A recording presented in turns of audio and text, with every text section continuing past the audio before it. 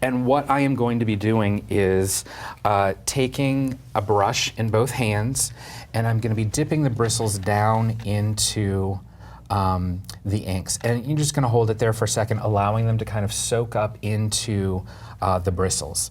And then you're going to bring them over, and you can, if it's more comfortable, you can kind of rest your wrists on the side of the basin, and you're going to begin by just lightly tapping the surface of the water.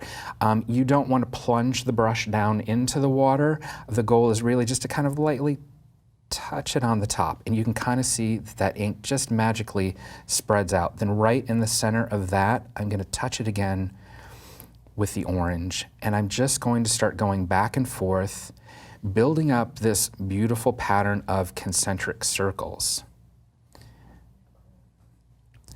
And you will see that some of the ink will sink down below the surface of the water. Not to worry, that in no way is going to affect the design that you create. When you get to the point where you feel like very little ink is coming off of your bristles, it's probably time to go back and reload. So I'm just going to go back over to the paint palette.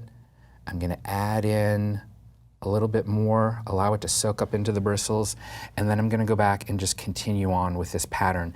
Now, you can build up this pattern as large as you would like, and you can kind of see the brushes that I'm using are just really simple children's art supply brushes. They're probably a little bit irregular in shape, and as a result, some of the shapes, instead of coming out as perfect circles, are getting these little sort of swirls and eddies around them. I'm going to go back one more time to load up the brushes and see if I can get a little bit more on the surface of the water.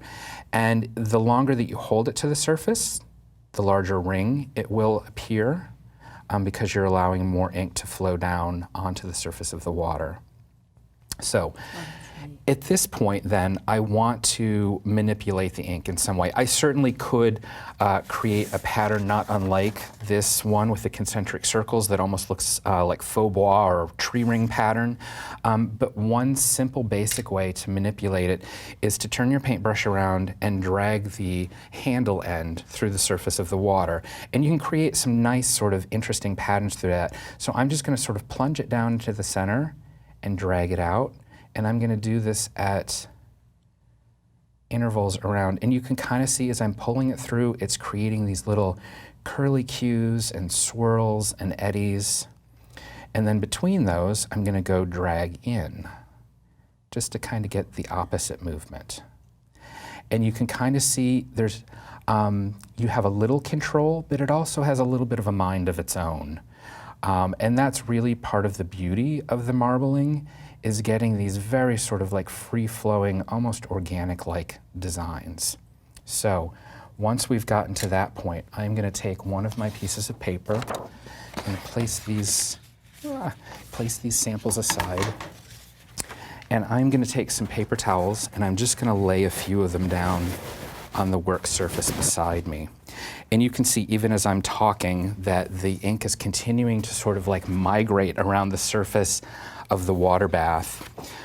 But what we want to do is we just want to lay it down on the surface, and you're going to allow it to sit for just 3 to 5 seconds and then lift it up. So we'll lay it down, and you can, sometimes it will soak up enough that you can see it coming through the paper, and then we'll lift it up immediately. You can see this one is a little bit muddy. But we're going to play around with that a little bit. And I'm going to take a second piece of paper towel, and I'm going to blot the surface here. And it's going to get up a little bit of that excess ink, but not an awful lot, honestly. So you can kind of see it did bring up some of it, and with that it became a little less muddy, and as it dries, the tonal quality of the paper will even out a little bit, but that's a good starting point. And you can see in our water bath now, there is a lot of this ink that's just sort of floating around in there, and we want to get rid of that in order to be able to reuse the water bath. That's one of the nice things, is you don't have to change your water between each of the designs. So you simply just take it through, and you can see it's starting to capture some of that. And that ink that has floated down to the bottom, we don't even need to worry about. It's not going to affect us on the surface of the water in creating our next design.